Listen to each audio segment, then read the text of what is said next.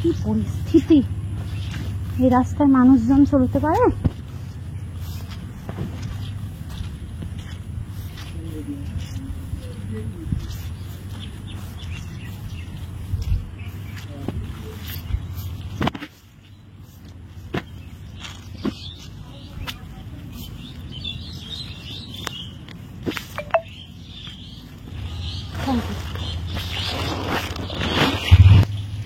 এই রাস্তায় বেরোনো যে কি কষ্ট, একটু ইচ্ছে করে না। দেখো কি পরিস্থিতি আমাদের এই যে রাস্তায়।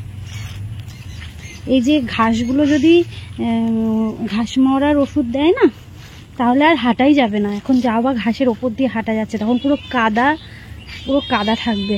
তুই আবার কাদার মধ্যে এসেছিস কেন? দেখো কি অবস্থা। এখন আমার স্নান হয়নি, ছেলেকে ঘুম পাড়িয়ে দিয়ে বৌদি এসেছিলো, বৌদির সাথে একটু গল্প করছিলাম। তারপর বৌদি চলে গেল, স্নানে যাচ্ছি। তারপর ফোন আসলো, পার্সেল এসছে। কে পাঠিয়েছে জানি না, আমি তো কিছু অর্ডার করিনি।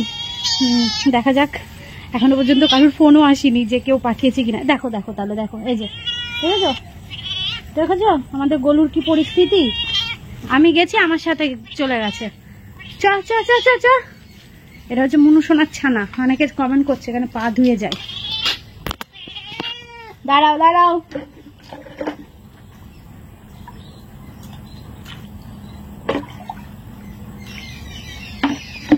এখানটা বালতি করে জল রেখে দিই যে পা ধুয়ে যাওয়ার জন্য,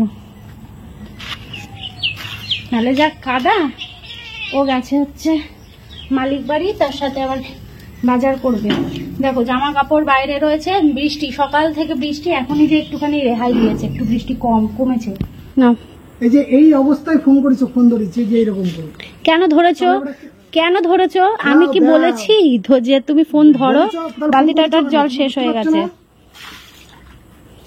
তুই বুঝতে পারছো না কি ব্যাপার, কি বৃত্তান্ত? অনেকক্ষণ হয়ে গেছে, আসছো না। আমি ভাবলাম যে কি ব্যাপার, কি হলো কি জানি, আসছে না কেন, কোথাও আবার চলে গেল কি না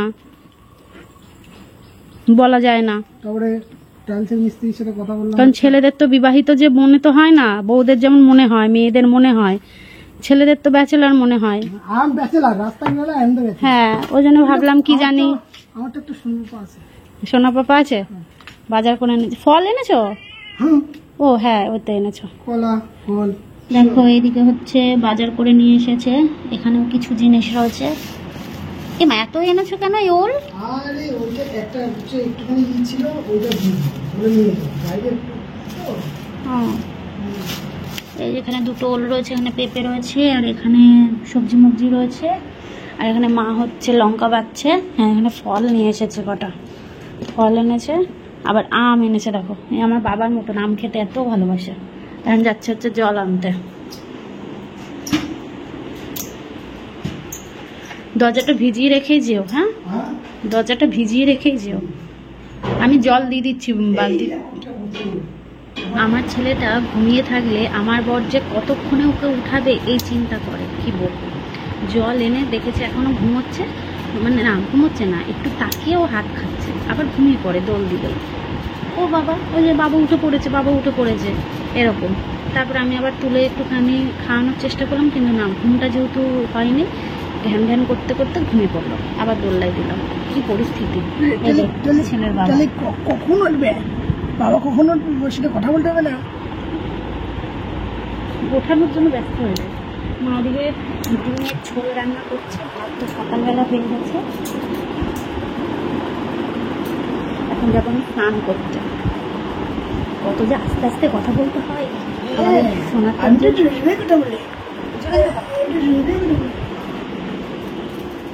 মা এদিকে ডিমের ঝোল রান্না করছে, সকালবেলা ভাত করা হয়েছে। আজকে যা ওয়েদার সকাল থেকে ছিল, ওই জন্য কিছু মানে মাছ টাছ তো আসেইনি, আর তার মধ্যে হচ্ছে মাংসের দোকান বসেনি। মুষলধারে সকাল থেকে বৃষ্টি হচ্ছিল, একটু বেলাতে কমলো। ডিমের ঝোল করছে, ডিমের ঝোল ভাত হবে। এখন আমি যাবো স্নান করতে। মা আবার এদিকে মনে হয় আলু ধুতে বসেলো, আলু ধুচ্ছে। ও মা, সিঙ্কেই ধুয়ে নিতে এই কটা জিনিস, সিঙ্কেই ধুয়ে নিতে। আর এদিকে সবজি টবজি মা এদিকে গুছিয়ে রাখলো। এই ঝুড়িতে রয়েছে, এই ঝুড়িতে রয়েছে, সমস্ত কিছু রয়েছে। চলো স্নান করে পুজো দিই, তারপর মা স্নান করে নেবে, পরে আসছি।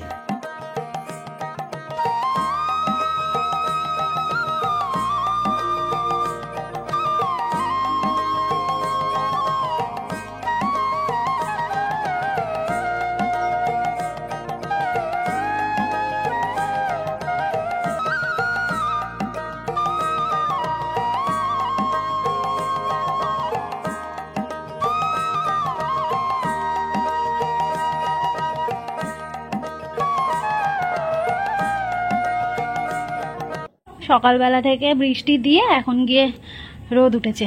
আর এই 1.5-2 মাস গিয়ে প্রায় 2 মাস, আষাঢ় মাস তো পুরো বৃষ্টি হয়েছে, শ্রাবণ মাসও বৃষ্টি হচ্ছে, শ্রাবণ মাসের আর কটা দিন মতো বাকি, প্রায় 1 সপ্তাহ, সামনের সপ্তাহ রবিবারে মনে হয় সংক্রান্তি। তাহলে ভাবো, তাহলে মানে 2 মাস প্রায় ধরে বৃষ্টি, একটানা বৃষ্টিতে আর ভালো লাগে? দেখো চারিদিক পুরো শ্যাওলা স্যাঁতস্যাঁতে হয়ে গেছে। একটু রোদ পড়লে, তবে গিয়ে টানা রোদ পড়লে কটা দিনের শ্যাওলাগুলো মরবে আর ছাদটা একটু পরিষ্কার হবে। ছাদটা এসে যে ঝাড়টার দেবে সেটাও দিতে পারছে না, এত বৃষ্টি আর কি হবে। চলো নিচে যাই। আজকে জামা কাপড় উপরে দেওয়া হয়নি, ওই কলতলায় দেওয়া হয়েছিল, আর বাবুর জামা কাপড় আমার নাইটি টাইটি সমস্তটাই নিচে রয়েছে, প্যাম্পাস করিয়ে রাখতে হচ্ছে, কি করব বলো।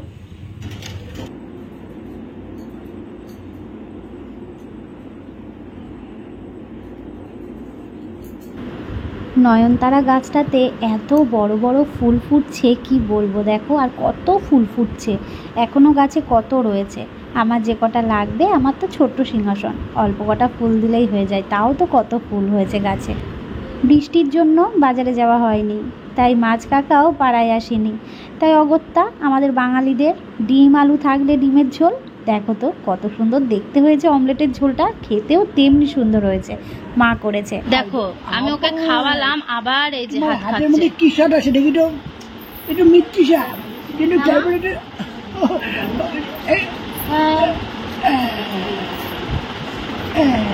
বলছি বাবা খেয়ে নি, এখনো ঘুম আছে দেখো চোখে মা। তুমি এত হাত খাচ্ছ কেন? চোখ মুখ ডলছে। ওরে আর মোরা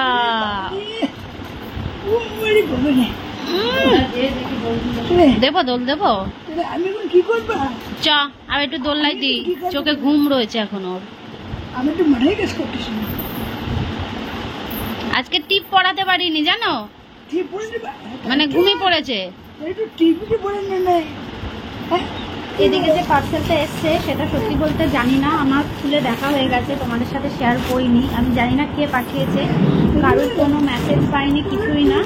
এটা হচ্ছে বাবুর জন্য, মানে বাবুকে আমি নিতে পারবো ওই বেবি ক্যারি করার যে ব্যাগগুলো হয় না, তো হ্যাঁ বেবি ক্যারি ব্যাগ ওইগুলো এসছে, কিন্তু জানি না কে পাঠিয়েছে, কারোর কোনো মেসেজ এখনো পর্যন্ত পাইনি। এই যে এই ব্যাগটা, এই এখানে এইভাবে নিতে হবে, আর এই যে এইভাবে বাবুকে নেওয়া যাবে। তবে এখন নেওয়া যাবে না মনে হয়, কারণ এখন যেহেতু ও সেইভাবে তো এখনো শক্তপোক্ত হয়নি, সবে প্রায় 3 মাসও হয়নি এখনো, তো হয়তো মনে হয় 5-6 মাস হলে তবে মনে হয় নেওয়া যাবে, তখন একটু শক্তপোক্ত হবে আর কি। তবে আমি এটা জানি না কে পাঠিয়েছে, যেই পাঠাক না কেন, তবে ভীষণ সুন্দর হয়েছে জিনিসটা, মানে ভীষণই ভালো হয়েছে, আমার এটা কাজে লাগবে। তো আমাকে একটু জানিও, জানি আমার ব্লগ দেখছো তুমি, আমি হয়তো তোমরা যখন এই ভিডিওটা পাবে তখন হয়তো আমি জেনেও যেতে পারি, এমনও হতে পারে। তবে এখনো পর্যন্ত আমি জানি না যে কে পাঠিয়েছে, কারোর কোনো মেসেজ পাইনি, তবে ভীষণ সুন্দর হয়েছে, থ্যাংক ইউ যে পাঠিয়েছে, কালারটাও ভালো হয়েছে। এখন কোথায় যাচ্ছি এটাই নিশ্চয়ই ভাবছো, তাই না? তোমাদের তো বলিনি, আসলে না হঠাৎ করেই ঠিক করা হলো যে একটু বেরোনো হবে, মা তো বাড়ি চলে যাবে আজকে। মা বললো তাহলে আমি থাকতে থাকতেই তোদের রানাঘাটে যা দরকার আছে ঘুরে আয়, আর মেন দরকারটা রয়েছে সোনার দোকানে। এর আগে একদিন গেছিলাম সোনার দোকানে, তোমরা জানো তো, যেটা দিয়ে এসেছিলাম বানাতে সেই জিনিসটা আনতে যাব। তবে জানো তো কি হয়েছে, দোকানে তো গেছি, যেই বিলটা দিয়েছে সেই বিলটাও হচ্ছে আমি বের করেছি, মানে যেটা দিয়েছে সেটা বের করিনি, আমি অন্য বিল নিয়ে গেছি, ব্যাস ওখানে গিয়ে খুলে দেখি আমি অন্য বিল নিয়ে গেছি। তো যেই বিলটা দিয়েছিল সেটা তো বাড়িতে রয়েছে, আবার আমাকে অন্য একদিন যেতে হবে, মানে যার জন্য গেলাম আর কি। তো আর কি করা যাবে, তো যাই হোক আরও কিছু রানাঘাটে কাজ ছিল, সেই সমস্ত কাজকর্মগুলো সেরে তারপরে বাড়ি এসেছি। নদীর একটা গল্প, মেঘালো ছায়া অল্প স্বল্প, তিনটে নদীর একটা গল্প, মেঘালো ছায়া অল্প স্বল্প, ইচ্ছেরা ডোবে ইচ্ছেরা ভাসে, নদী মিশে যায় অলিক আকাশে, ইচ্ছে নদী। এসেছিলাম যে দরকারটায় সোনার দোকানে, ঘুরে যাচ্ছি, ভেতরে গিয়ে দেখি অন্য বিল নিয়ে চলে এসেছি, যেই বিলটা দরকার সেই বিলটাই আনিনি আর কি। চলো এবার বাড়িতে যাই। তবে বাবুর জন্য ইয়ে নিয়ে নিয়েছি, কী বলে ডাইপার নিয়ে নিয়েছি। তোমরা অনেকে বলেছো অনলাইনে ইয়ে করতে, আমি এখান থেকে পেয়ে যাই তো অসুবিধা হচ্ছে না, যখন যেতে পারবো না তখন অনলাইন থেকে নিয়ে নেবো, এখন আসতে পারছি তো। দরকারি কাজকর্ম সেরে বাড়ি আস্তে আস্তে একটু সন্ধে হয়ে গেছিলো, প্রায় ওই 5:30 পৌনে 6টা মতন। মা তো বাড়ি যাবে, আর এদিকে আমার ছেলে শান্ত ছিল, সেই শান্ত বাচ্চা কান্না করে ফেলেছে। প্রায় 10-15 মিনিট কান্না করেছে জানো তো ছেলেটা আমার, মানে আর থাকছিল না ওর দিদুনের কাছে। ওকে যদি ঘুম পাড়িয়ে রেখে যেতাম একরকম, কিন্তু ওই সময় তো ঘুমোয় না, বিকেলবেলায় হট করেই ঠিক করলাম বেরোবো, তো ওই জন্যে মা আবার আজকে চলে গেলে তো আবার অনেক দিন পরে আসবে।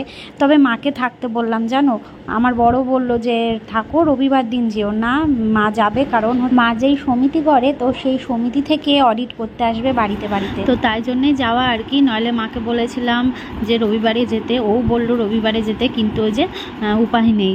তো যেহেতু আজকে এসেছিল ফিরে গেছে, তো কালকে আবার আসবে, তাই জন্যেই এই সন্ধেবেলায় মাকে চলে যেতে হলো বাড়িতে। যাই হোক, আর কদিন পরে আবার তোমরা দেখতে পাবে মাকে, জানি তোমরা খুব মিস করবে আমার মতন, আমার সোনা পাপার মতন।